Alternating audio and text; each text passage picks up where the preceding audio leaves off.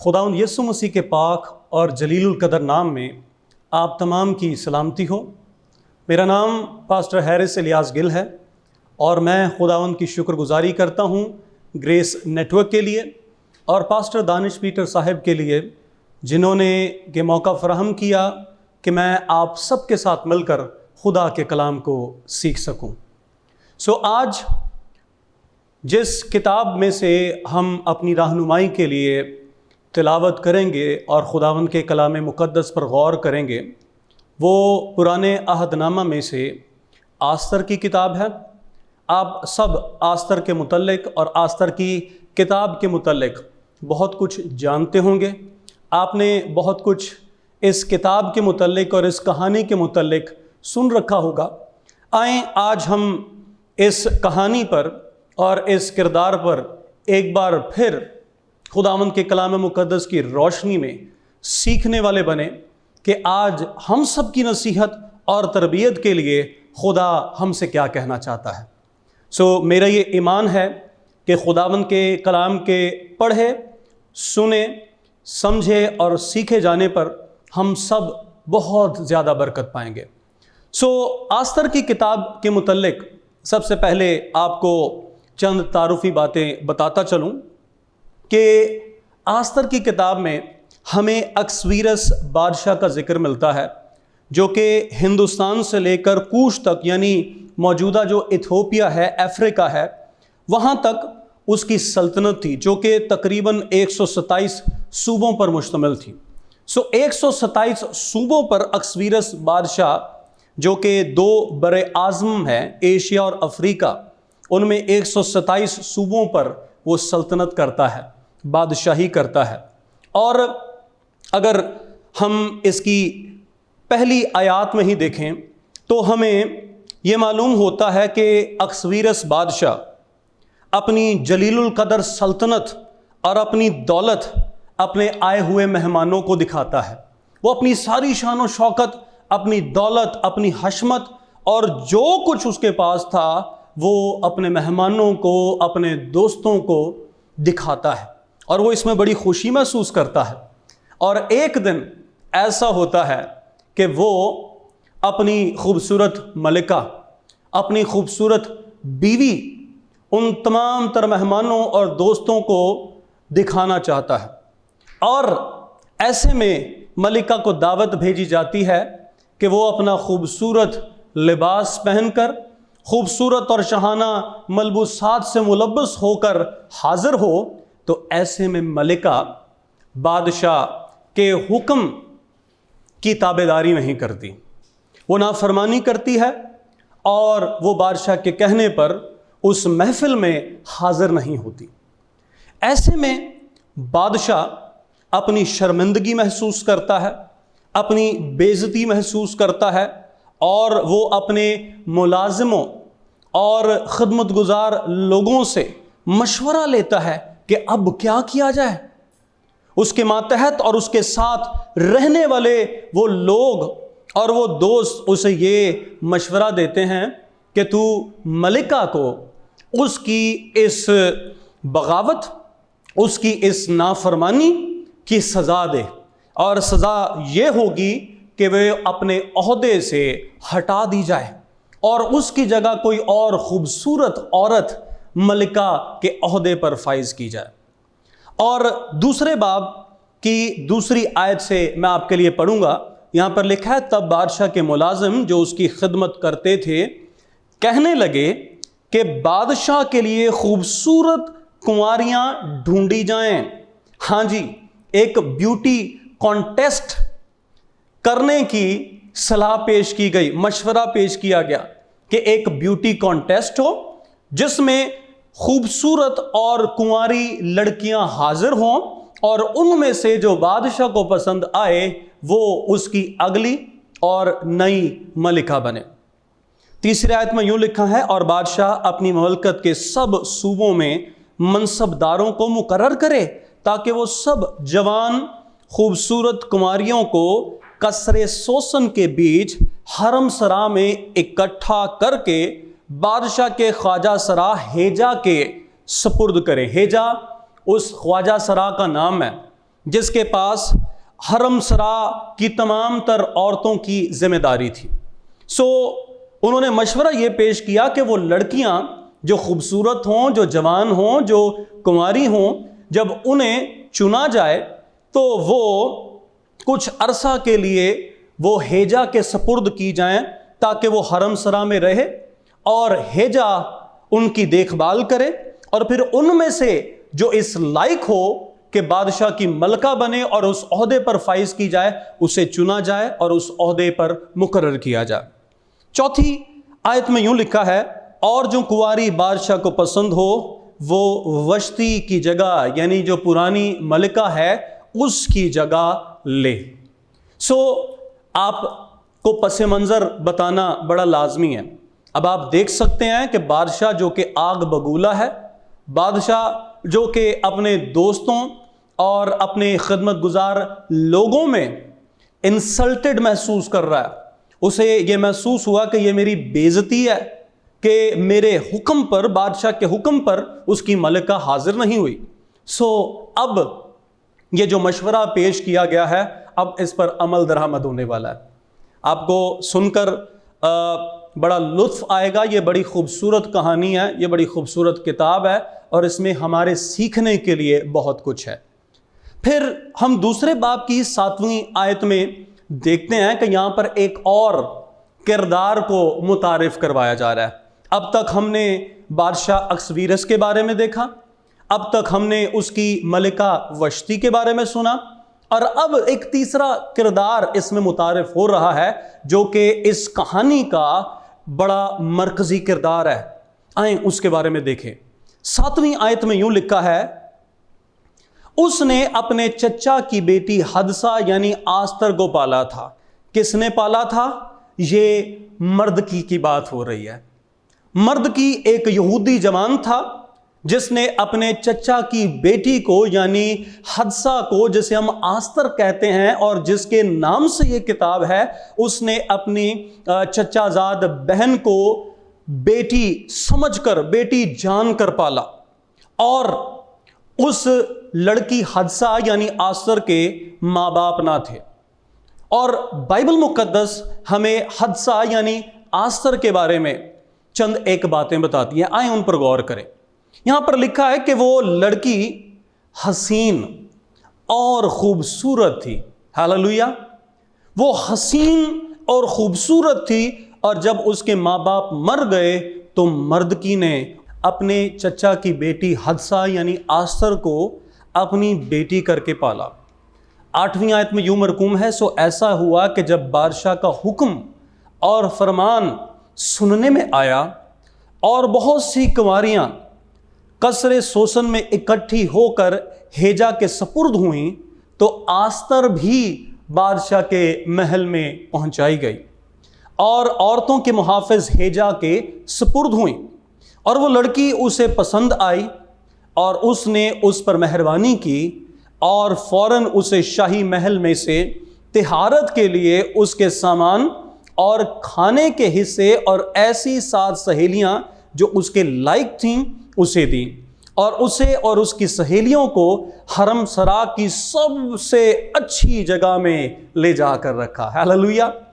آپ دیکھ رہے ہیں کہ خداوند کا ہاتھ کس طرح آستر پر بڑھا ہوا ہے، خداوند کا فضل کس قدر آستر کی زندگی پر ہے کہ آستر جب وہاں کی کنواریوں کے ساتھ چنی گئی تو جو پہلا مرحلہ ہے اس نے پہلے مرحلے کو پار کر لیا ہے، اور جو ہیجا ہے جو کہ ان عورتوں کا محافظ تھا جو شاہی محل میں رہتی تھیں، وہ ہیجا کے سامنے جب حاضر ہوتی ہے تو ہیجا اس پر مہربان ہو جاتا ہے۔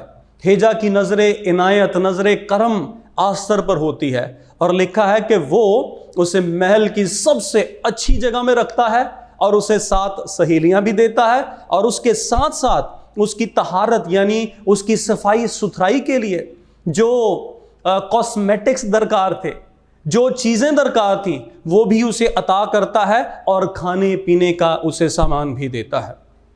جب خداوند کسی شخص کے ساتھ ہو، جب خداوند کسی شخص پر مہربان ہو، جب خدا کا ہاتھ کسی کی زندگی پر بڑا ہو، تو وہ شخص جہاں کہیں جاتا ہے وہ فضیلت پاتا ہے، وہ عزت پاتا ہے، وہ برکت پاتا ہے، اور خداوند اسے سرفرازی اور سربلندی عطا کرتا ہے۔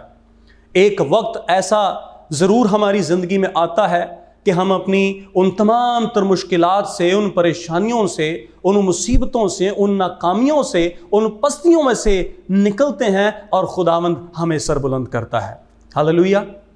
آستر جو کہ اب تک ایک غریب گھر کی پلی ہوئی لڑکی ہمیں دکھائی دیتی ہے، وہ اس غریب گھر سے، اس چھوٹے گھر سے اب محل میں پہنچ چکی ہے۔ اور لکھا ہے، 15ویں آیت آپ کے لیے پڑھوں گا، 15ویں آیت کا دوسرا حصہ یہاں پر لکھا ہے، اور آستر ان سب کی جن کی نگاہ اس پر پڑی منظور نظر ہوئی۔ ہاللویا۔ نہ صرف ہیجا کی نظر میں بلکہ جتنوں کی نظر آستر پر پڑی، جتنوں کے ساتھ آستر کا انٹریکشن ہوا، انکاؤنٹر ہوا، آمنا سامنا ہوا، وہ ان سب کی نظر میں منظور ہوئی۔ ہاللویا۔ آستر کی پرسنالٹی میں، اس کی شخصیت میں، اس کے کردار میں کچھ ایسی بات تھی کہ جو کوئی اس سے ملتا وہ اس کا گرویدہ ہو جاتا، وہ اس کا دیوانہ ہو جاتا، وہ اس سے متاثر ہوتا، اس کے کردار سے، اس کی شخصیت سے، اس کی پرسنالٹی سے متاثر ہوتا۔ آج مسیحی نوجوان بیٹیوں کے لیے اور مسیحی نوجوان بیٹوں کے لیے یہ سوال ہے کہ آپ کا کردار کیسا ہے، آپ کا کریکٹر کیسا ہے، آپ کا رویہ کیسا ہے، آپ کا بیہیویئر کیسا ہے، آپ کی شخصیت کیسی ہے، آپ کا کردار، آپ کا اٹھنا بیٹھنا، آپ کا کھانا پینا، آپ کا آنا جانا، آپ کے طور و اطوار، آپ کا طرز زندگی کیسا ہے؟ کیا وہ دوسروں کو متاثر کر رہا ہے؟ کیا آپ دوسروں کے لیے باعث برکت ٹھہرے ہیں یا آپ دوسروں کے لیے ٹھوکر کا باعث بن رہے ہیں؟ کیا ایسا تو نہیں کہ آپ پر جو کوئی نظر کرتا ہے آپ اس کی نظر میں مذاق بن جاتے ہیں؟ کیا ایسا تو نہیں کہ جو آپ پر نظر کرتا ہے وہ یا آپ سے جو کوئی ملتا ہے وہ آپ سے دوسری ملاقات نہیں کبھی کرنا چاہتا؟ آئیں اپنی زندگیوں پر غور کریں اور اپنی زندگیوں کو خدا کے کلام کے مطابق بنائیں۔ آئیں خداوند یسوع مسیح کو اپنی زندگیوں میں دعوت دیں تاکہ ہماری زندگیوں سے یسوع مسیح کی جھلک دکھائی دے۔ تب جو کوئی ہمیں دیکھے گا وہ ہمیں نہیں، ہمیں خداوند یسوع مسیح کو دیکھے گا، اور پھر ہم جس کسی سے ملیں گے ہم اس کے منظور نظر ٹھہریں گے۔ ہاللویا۔ 17ویں آیت، اور بادشاہ نے آستر کو سب عورتوں سے زیادہ پیار کیا۔ ہاللویا۔ اب یہ فائنل سٹیج ہے۔ پہلے جو بیوٹی کانٹیسٹ وہ سٹارٹ ہوا ہے اس میں آستر سلیکٹ ہو گئی ہے، اور دوسرا مرحلہ وہ ہیجا کے سپرد کی گئی، اور اس دوسرے سٹیج کو بھی وہ بڑی بہتری کے ساتھ پار کر جاتی ہے، اس میں کامیاب ہوتی ہے، اور ہیجا کی نظر میں وہ منظور اور مقبول ٹھہرتی ہے۔ اب لکھا ہے کہ جتنے بھی اس سے ملتے تھے وہ سب ان کی نظر میں جو آستر ہے وہ مقبول و منظور ٹھہرتی ہے۔ اور پھر آخر میں بادشاہ سے جب وہ ملتی ہے، بادشاہ کے سامنے جب پیش کی جاتی ہے، تو لکھا ہے کہ بادشاہ نے سب عورتوں سے زیادہ آستر کو پیار کیا، اسے پسند کیا، اور وہ اس کی نظر میں ان سب کنواریوں سے زیادہ عزیز اور پسندیدہ ٹھہری۔ ہاللویا۔ جس کام کے لیے، جس منزل کے لیے اس نے یہ سفر طے کیا، اب اس منزل پر کامیابی کے ساتھ وہ پہنچ چکی ہے۔ بادشاہ نے اسے سب کنواریوں سے زیادہ عزت دی ہے، اسے پیار دیا ہے، اور بادشاہ کی وہ محبوبہ ٹھہری۔ بادشاہ کی نظر عنایت اس پر ہوئی، اور لکھا ہے کہ پس اس نے شاہی تاج اس کے سر پر رکھ دیا اور وشتی کی جگہ اسے ملکہ بنایا۔ اس کہانی میں اکثر ہمارا جو مرکز ہوتا ہے وہ آستر کا کردار ہوتا ہے، لیکن اس کہانی میں ایک ایسا بھی کردار ہے جس کو اکثر ہم بھول جاتے ہیں، جسے ہم نظر انداز کرتے ہیں، لیکن آج میں اس کردار پر آپ سب کے ساتھ بات کرنا چاہوں گا۔ وہ ہے مردکی کا کردار۔ مردکی جو کہ اس کا چچا زاد بھائی ہے، وہ باپ کی ذمہ داری نبھاتا ہے، اور وہ اپنی بیٹی کی، اپنی بہن کی ایسی تربیت کرتا ہے، ایسی خوبصورت اس کی تربیت کرتا ہے کہ دیکھیں وہ کہاں سے کہاں پر پہنچ جاتی ہے۔ آج بحیثیت والدین، بحیثیت والد، بحیثیت والدہ، بحیثیت بڑا بھائی، میں کیا اپنی ذمہ داری نبھا رہا ہوں؟ کیا میں مرد کی طرح اپنے چھوٹوں کی، اپنے بچوں کی، اپنے چھوٹے بہن بھائیوں کی تربیت کر رہا ہوں؟ یاد رکھیں کہ پیرنٹنگ یعنی بچوں کی تربیت کرنا، ان کی پرورش کرنا، یہ کوئی آسان کام نہیں ہے۔ اسے ہم اکثر بڑا لائٹ لیتے ہیں، اسے ہم سنجیدگی سے نہیں لیتے۔ اور مسیحی والدین سے میں بات کرنا چاہوں گا، اور ان لوگوں سے بات کرنا چاہوں گا جن کی ذمہ داری ہے، جن کی ذمہ داری میں ان کے چھوٹے بہنوں بھائی آتے ہیں، اور ان پر یہ ذمہ داری ہے کہ وہ ان بچوں کی، ان چھوٹوں کی تربیت کریں۔ ہم کیسی تربیت کر رہے ہیں؟ کیا ہم ایسی تربیت کر رہے ہیں کہ ہمارے بچے یہاں سے یہاں تک پہنچیں؟ کیا ہم ایسی تربیت کر رہے ہیں کہ ہمارے بچے اعلیٰ منصب تک پہنچیں، اس منزل تک پہنچیں، اس مقام تک پہنچے جس کی ہم ہمیشہ توقع کرتے ہیں، یا جس کی ہم ہمیشہ ایکسپیکٹیشنز رکھتے ہیں، جس کی ہم ڈیزائر رکھتے ہیں، خواہش کرتے ہیں؟ کیا ہم اس کام کے لیے، اس سٹیج کے لیے، اس منزل تک پہنچنے کے لیے ان کی تربیت کر رہے ہیں، ان کی ٹریننگ کر رہے ہیں؟ نہیں۔ آئیں اپنی زندگیوں پر غور کریں۔ بحیثیت والدین، بحیثیت بڑے بھائی، بڑی بہنیں، ہمیں اپنی زندگیوں پر غور کرنے کی ضرورت ہے کہ کیا ہم خدا کے کلام کے بتائے ہوئے رستے کے مطابق اپنے چھوٹوں کی تربیت کر رہے ہیں یا نہیں۔ ہم اکثر بہانے بازی کرتے ہیں، ہم کہتے ہیں کہ جی ساڈے بچیاں نوں تے اگے ودن ہی نہیں دیتا جاتا، کیونکہ ہم جس جگہ پر رہتے ہیں وہاں پر تعصب بازی ہے، وہاں پر ایسا ہے، وہاں پر ویسا ہے، اور ہم بہت ساری ایک طویل فہرست بنا لیتے ہیں اور کہتے ہیں کہ جی اگر ہم ناکام ہیں تو ہماری ناکامی کے پیچھے یہ تمام تر وجوہات ہیں، یا یہ لوگ ذمہ دار ہیں، یا فلاں شخص ذمہ دار ہے۔ نہیں، اگر آپ اپنی ذمہ داری کو نبھائیں، یاد رکھیے گا کہ سونا سونا ہے، چاہے وہ غریب کے گھر پہ ہو، چاہے وہ جولر یا سونار کی دکان میں پڑا ہو، سونا سونا ہے۔ اور اگر آپ کے بچے واقعی سونا ہے، اگر آپ نے واقعی ان پر محنت کی، ان کی تربیت کر کے انہیں کچھ بنایا ہے، تو وہ غریب کے گھر میں بھی سونا ہی ہے، اور پھر وہ ایک بڑی اور خوبصورت اور عالی شان دکان میں بھی سونا ہے۔ اسے جہاں کہیں بھی رکھا جائے اس کی قدر میں، اس کی قیمت میں، اس کی اہمیت میں کمی نہیں آئے گی۔ سو اس بات کو یاد رکھیں۔ آئیں ہم اپنے بچوں کی، اپنے چھوٹوں کی ایسی تربیت کریں کہ وہ واقعی آنے والے وقت میں جہاں جائیں وہاں خوب کامیابی اور اقبال مندی پائیں۔ خداوند انہیں عزت سے ہمکنار کرے، خداوند انہیں برکت بخشے۔ مرد کی طرح ذمہ داری قبول کریں۔ بائبل مقدس میں لکھا ہے کہ بچے کی اس راہ پر تربیت کر جس پر اسے جانا ہے، یعنی پہلے ہی سے آپ ٹریننگ کریں، انہیں گائیڈ کریں، انہیں بتائیں کہ بیٹا فیوچر میں، آنے والے وقت میں ان تمام چیزوں کا آپ کو سامنا کرنا پڑ سکتا ہے، اور آپ نے محتاط رہنا ہے، آپ نے یہ کام کرنا ہے اور آپ نے یہ کام نہیں کرنا، آپ نے یہ رستہ اختیار کرنا ہے اور اس رستے کو آپ نے رد کرنا ہے، آپ نے یہ چوائسز کرنی ہے۔ اپنے بچوں کو ڈوز اور ڈونٹس بتائیں کہ do this and do not do this, یہ کرنا ہے اور یہ نہیں کرنا۔ بچے کی اس راہ پر تربیت کر جس پر اسے جانا ہے، وہ بوڑھا ہو کر بھی ان باتوں کو نہ بھولے گا۔ اکثر ہم والدین ہوتے ہوئے ہم بڑی کاہلی کا اور لاپرواہی کا مظاہرہ کرتے ہیں، غیر ذمہ داری کا مظاہرہ کرتے ہیں۔ ہمارے بچے جب چھوٹے ہوتے ہیں نا تو ہم کہتے ہیں کہ جی چھوڑیں، بچہ ہے، خیر ہے، ہم نظر انداز کرتے ہیں، ہم ہنسی مذاق میں باتوں کو ٹال دیتے ہیں، اور ہم کہتے ہیں اب بھائی جو تو بڑا ہوئے گا، سیانا ہوئے گا تے اے کم نہیں کرے گا۔ یہ بڑا غلط رویہ ہے۔ بچے کی آپ ٹھیک وقت پر تربیت کریں، اس لیے کہ جب کوئی بیج بویا جاتا ہے اور جب اس میں سے پودا نکلتا ہے تو اس پودے کو، اس نرم پودے کو آپ جہاں چاہیں موڑ سکتے ہیں، اسے ڈنڈے کا سہارا دے کر آپ سیدھا کھڑا بھی کر سکتے ہیں، لیکن یاد رکھیں کہ جب وہ پودا ایک تنا آور درخت بن جائے تو پھر آپ اسے موڑ کے دکھائیں، آپ اسے دائیں یا بائیں یا ادھر ادھر موڑ کے دکھائیں، پھر آپ نہیں موڑ سکتے۔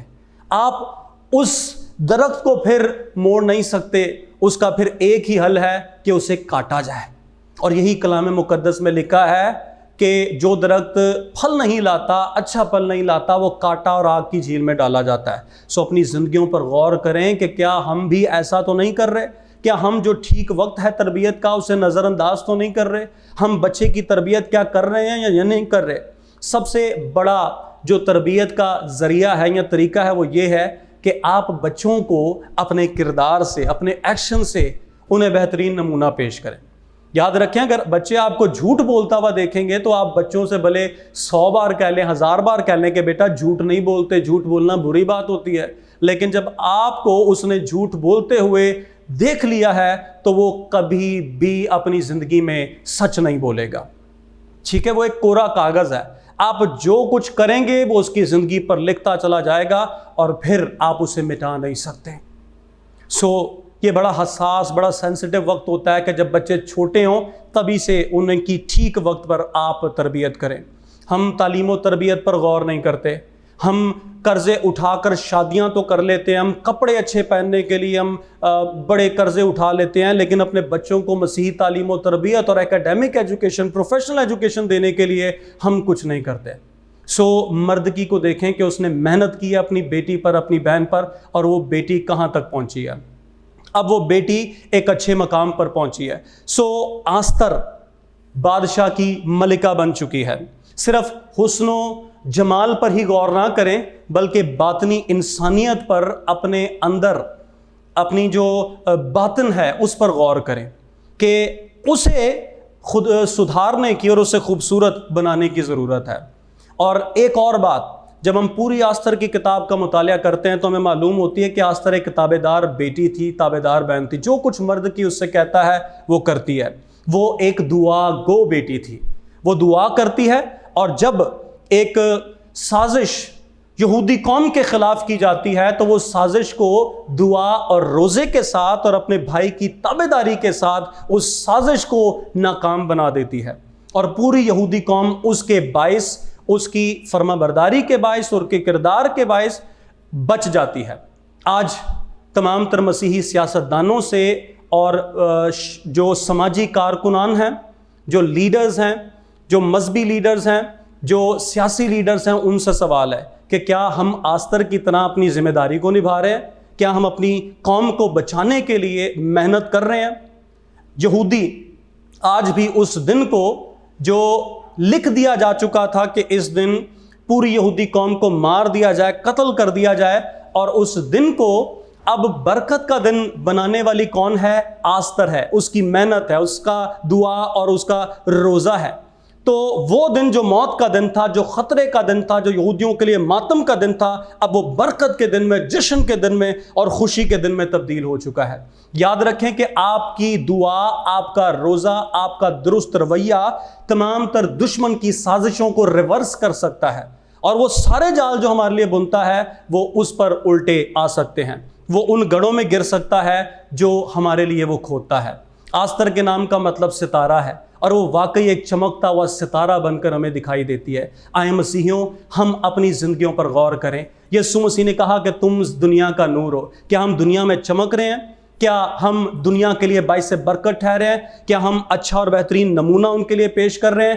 آئیں اس کلام کی روشنی میں اپنی زندگیوں پر غور کریں، اور میں آپ کے لیے دعا کرنا چاہوں گا۔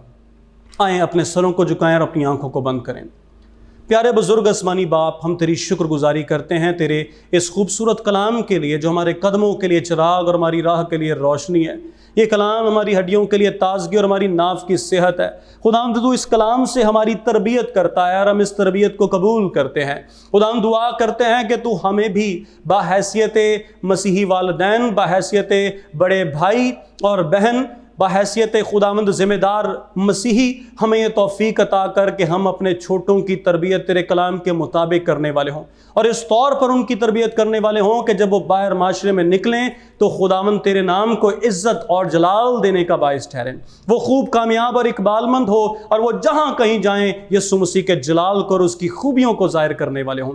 خداوند دعا کرتا ہوں اپنے تمام تر मसीही समाजी रहनुमाओं के लिए और सियासी रहनुमाओं के लिए, मजहबी रहनुमाओं के लिए, कि हम सबको भी खुदावंद आस्तर जैसी स्पिरिट अता कर, आस्तर जैसा रवैया अता कर खुदावंद, ताकि हम अपनी कौम के लिए, अपने लोगों के लिए बोझ रखने वाले हों।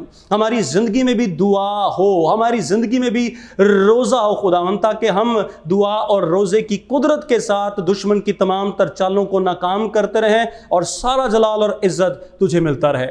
आखिर में आसमानी बाप, मैं ग्रेस नेटवर्क के लिए तुझसे बरकत चाहता हूँ। इस चैनल को और ज़्यादा खुदावंद तू शिमाल में, जनूब में, मशरक़ और मगरब में खुदावंद फैला और कसरत के साथ रूहों की नजात के लिए, कलीसिया की मजबूती के लिए इस्तेमाल कर। ये सब कुछ तेरे प्यारे बेटे अपने खुदावंद यीशु मसीह के नाम से मांगते और ईमान से पा लेते हैं, आमीन। Thank you so much. खुदावंद आप सबको बरकत दे।